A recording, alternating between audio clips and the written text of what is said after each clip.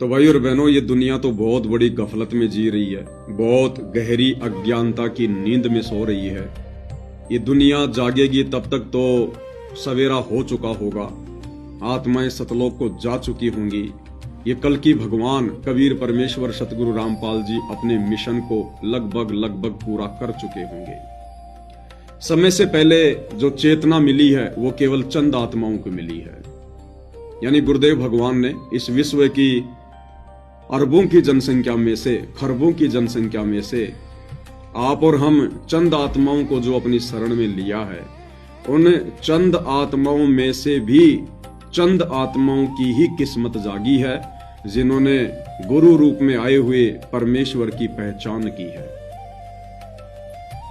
और जब ये कबीर परमात्मा धरती पर सशरीर सतगुरु रूप में प्रकट होते हैं, लीला करते हैं परमात्मा, उस समय इनको पहचान पाना सबसे बड़ा महाभारत है, सबसे बड़ा महाभारत। और ये भाई और बहनों तभी संभव है जब वर्तमान की मर्यादित भक्ति के साथ साथ हमारे पूर्व जन्म जन्मांतरों के शुभ संस्कार भी ढेर सारे होंगे। परमेश्वर अपनी एक वाणी में कहते हैं कि पुण्य पुंज बिना मिले न संता, पुण्य पुंज बिना मिले न संता। यानी जन्म जन्मांतरों के पुण्यों के पुंज यानी ढेर समूह जब तक जीव के इकट्ठे नहीं होते हैं तब तक उसे पूर्ण संत नहीं मिलता, सतगुरु नहीं मिलता। और सतगुरु अगर मिल भी गया तो फिर वो उसकी पहचान नहीं कर पाएगा, भक्ति को हल्के में ले लेगा, गुरु को हल्के में ले लेगा, मर्यादाओं को हल्के में ले लेगा और अपना अनमोल समय वो यूं ही व्यतीत कर जाएगा। तो वर्तमान में सारी की सारी जो रजा है, जो दया है, गुरुदेव भगवान की शरण में आना, शरण में आकर उनको परमेश्वर के रूप में जानना, पहचानना। और मात्र पहचानने से बात नहीं बनती कि हमारे गुरुजी परमात्मा हैं, हमारे गुरुजी कबीर जी हैं। ये तो सभी कहते हैं। ये जितने भी काल के द्वारा भेजे गए संत हैं, जितने भी पंथ चल रहे हैं, उनमें जो धर्म गुरु हैं या अन्य जितने भी ये आचार्य, शंकराचार्य, मंडलेश्वर हैं, आप कभी उनके भक्तों से मिलना, वो भी अपने गुरुजी के बारे में यही कहेंगे, सतगुरुदेव भगवान, सतगुरुदेव भगवान, हमारे गुरुजी परमात्मा हैं, भगवान हैं। मात्र कहने से बात नहीं बनती भाई और बहनों। हमने फिर अपने गुरुदेव के साथ में परमेश्वर वाली क्रिया करनी पड़ेगी। अगर परमेश्वर कह रहे हैं तो परमेश्वर मानकर हमने परमेश्वर वाली आध्यात्मिक भक्ति क्रियाएं भी करनी पड़ेंगी। अगर गुरु को भगवान मान लिया तो फिर आरती किसके आगे उतारी जाती है? आज से पहले हम इन पत्थरों को, बेजुबानों को भगवान मानकर आरतियां उतार रहे थे, मंदिरों में जाकर, अन्य जगहों पर जाकर। अब यदि हमें पता चल गया कि हमारे गुरुदेव ही वो भगवान हैं, इनके अलावा तो दूसरा कोई भगवान सृष्टि में होता ही नहीं, तो फिर आरती किसकी उतारोगे? क्या आरती नहीं उतारोगे? और गुरुदेव ने अपना आदेश भी दे दिया है संध्या आरती की शुरुआत में, पहली आरती हरि दरबारे, तेज पुंज जहां प्राण उधारे, पांति पंच पोहप कर पूजा, देव निरंजन और न दूजा।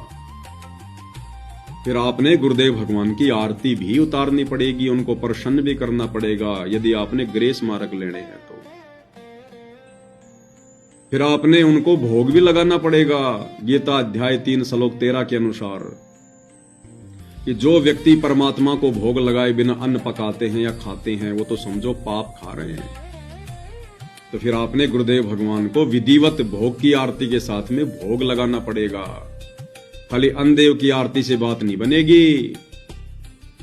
गरीब सुख देना, दुख मेटना, ताजा राखे तन, सुरते तिसु खुश किए, नमस्कार तो अन्न, ये 5-7 लाइन बोलने से काम नहीं चलेगी। फिर आपने विधिवत भोग लगाना पड़ेगा, विधिवत। आज लग्या साहिब को भोग दीन के टुकड़े पानी का, कोई जगया पुरबला भाग सफल हुआ दिन जिंदगानी का।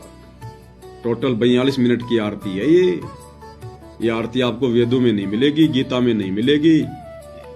ये आरती गुरु रूप में आए हुए वो परमेश्वर कबीर देव स्वयं अपने भक्तों को देते हैं। और गुरुदेव भगवान ने वो आरती आप और हमें दी हुई है।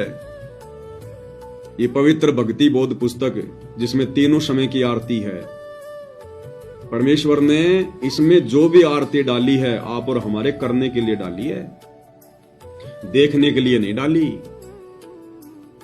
लेकिन अब ये भगत के बुद्धि विवेक के ऊपर है, वो कब इन चीजों को जानेगा और पहचानेगा। ये नित्य नियम तीनों समय की आरती की भक्ति बोध पुस्तक है, और जब आप इसकी समय सारणी में जाएंगे, यानी कहां पर क्या क्या लिखा हुआ, इसमें क्या क्या है, तो ये विषय सूची है, इसमें विषय सूची सारी दी हुई है इसके अंदर। मंगलाचरण सबसे पहले क्या है? मंगलाचरण। मंगलाचरण क्यों लिखा गुरुदेव ने? आप और हमारे लिए, रोजाना करने के लिए। तो हम करते हैं कि नहीं करते? रोज करते हैं। फिर मंत्र भगवान ने क्यों दिए? आप और हमारे करने के लिए, हम रोज करते हैं। फिर गुरुदेव का अंग हम नित्य नियम के माध्यम से रोज करते हैं। साहिब कबीर जी की वाणी गुरुदेव के अंग से हम रोज करते हैं। सतगुरु महिमा रोज कर रहे हैं। सुमिरन का अंग रोज कर रहे हैं। सातों वार की रमणी ये भी करते हैं। अतसर्व लक्षणा ग्रंथ ये भी करते हैं। ब्रह्म वेदी ये भी करते हैं। उसके बाद अशुर निकंदन रमेणी दोपहर की आरती ये भी करते हैं, क्योंकि गुरुदेव ने करने के लिए इसमें डाली है। फिर लास्ट में रक्षा मंत्र सतगुरु शरण शरणाई ये भी हम करते हैं, क्योंकि गुरुदेव ने करने के लिए इसमें लिखी है। फिर संध्या आरती, सायकालीन आरती, संध्या आरती वो भी हम भाई बहन रोज करते हैं। फिर अन्नदेव की आरती भोजन खाने से पहले बोले जाने वाली ये भी हम भाई बहन रोज करते हैं। फिर अन्नदेव की आरती भोजन खाने के बाद बोली जाने वाली ये भी हम भाई बहन रोज करते हैं। लेकिन आगे जो लिखा है वो नहीं कर रहे थे। आगे क्या लिखा है? भोग लगाने की विधि। भोग लगाने की विधि। अरे भैया, जब हम सब कुछ कर रहे हैं तो फिर भोग क्यों नहीं लगा रहे? ये वाली आरती क्यों नहीं कर रहे थे हम? जब सब कुछ हमारे करने के लिए गुरुदेव ने इसमें लिखा है। ये तो लिखा नहीं गुरुदेव ने उस भोग लगाने की विधि के आगे कि ये भक्तों ने नहीं करनी है। लेकिन हम क्यों नहीं कर रहे थे? क्योंकि हमें ये दृढ़ विश्वास नहीं था कि हमारे गुरुजी ही परमात्मा होंगे, हमारे गुरुजी ही भगवान होंगे, हमारे गुरुजी ही साक्षात कबीर देव हैं। हमें ये पक्का विश्वास नहीं था। अविश्वास भी नहीं था, लेकिन विश्वास भी नहीं था। और हम भगवान मान रहे थे उस दाढ़ी मूंछ वाली कबीर जी की समझे जाने वाली नकली फोटो को, बेजुबान मुर्दा फोटो को, काल्पनिक बनावटी फोटो को। और उस फोटो को भगवान मान रहे थे, इसलिए हम लोग सतलोक आश्रम में उस फोटो के आगे भोग लगा रहे थे। आज लग्या साहिब को भोग दीन के टुकड़े पानी का। जब वो भोग की आरती शुरू होती थी, हम सब भाई बहन खड़े हो जाया करते थे। क्यों? क्योंकि हम उस कबीर जी की समझे जाने वाली नकली फोटो को, दाढ़ी मूंछ वाली फोटो को भगवान मान रहे थे, कबीर मान रहे थे कि भाई भगवान को भोग लगाया जाता है, तो हम भोग भी लगा रहे थे। और भगवान को भोग लगाएंगे तो बैठे बैठे नहीं लगाएंगे, हम खड़े भी हुआ करते थे कि भगवान की आरती है ये, तो हम खड़े भी हुआ करते थे। और बाकी तीनों समय की आरती हम बैठे बैठे किया करते थे, क्योंकि हम गुरुजी को गुरुजी मान रहे थे, हम गुरुजी को कबीर जी नहीं मान रहे थे, भगवान नहीं मान रहे थे, परमात्मा नहीं मान रहे थे। अगर मानते तो तीनों समय की आरती के समय भी हम खड़े होके करते कि भगवान की आरती है। जब पहले हम इन पत्थरों के आगे मंदिरों में खड़े हो के आरती किया करते थे, तो आज तो हमें गुरु रूप में साक्षात परमात्मा मिल गए, सत्यनारायण मिल गया। फिर आज बैठे बैठे क्यों करें? ये बात अलग है अगर किसी को कोई शारीरिक दिक्कत है, प्रॉब्लम है, कोई प्रेग्नेंट है, कोई एक्सीडेंटल है, कोई हैंडीकैप है, तो चाहे बैठ के कर लो, लेट के कर लो, कोई दिक्कत नहीं।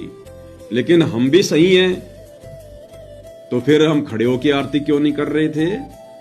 क्योंकि आज से पहले, साध संगति से जुड़ने से पहले, हम अपने गुरुदेव को केवल मानुष मान रहे थे, माँ के गर्भ से जन्म लिया हुआ मान रहे थे, अपने जैसा मान रहे थे। इसलिए ना तो हम तीनों समय की आरती खड़े होके कर रहे थे, और ना हम अपने गुरुजी को भोग लगा रहे थे, जो भोग लगाने की विधि परमेश्वर ने हमें शुरुआत से ही इस भक्ति बोध पुस्तक में डालकर दी हुई है। तो भाई और बहनों, अब आप और हमारी बुद्धि खुली, गुरुदेव ने दया बख्शी, रहम किया परमात्मा ने, ये सोचकर कि ये तो जानवर के जानवर हैं तो आखिर दो कोड़ी के जीव ही, जब तक मैं अपनी विशेष रजा नहीं बख्शूंगा इनकी बुद्धि कैसे खुलेगी, ये कैसे पहचान सकते हैं। तब परमेश्वर ने दया बख्शी भाई और बहनों, गुरुदेव भगवान ने अपनी विशेष आत्माओं का, चंद आत्माओं का, अपने लाखों की संगत में से और अपनी चंद आत्माओं का साध संगति से जोड़कर ज्ञान योग खोला और हमें हिम्मत दी। इतने सारे सबूत, इतने सारे प्रमाण गुरुदेव ने उपलब्ध करवाए जो उन्हीं के सत्संगों में छुपे हुए थे, हम पहचान नहीं पा रहे थे। गुरुदेव ने हमें सद्बुद्धि दी जड़ बुद्धिजीवियों को, अन्यथा उन्हीं सत्संगों को सुनते सुनते हमें कई वर्षों हो गए थे, हम कुछ भी नहीं समझ पा रहे थे।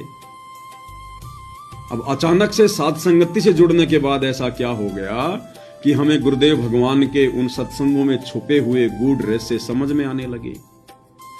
तो इसमें आप और हमारा कोई श्रेय नहीं है, ये गुरुदेव भगवान ने आशीर्वाद दिया, ज्ञान योग खोला, तब जाकर हमें उनके सत्संग समझ में आए और हम अपने आत्म कल्याण के प्रति, भक्ति के प्रति, मर्यादाओं के प्रति चिंतित रहने लगे।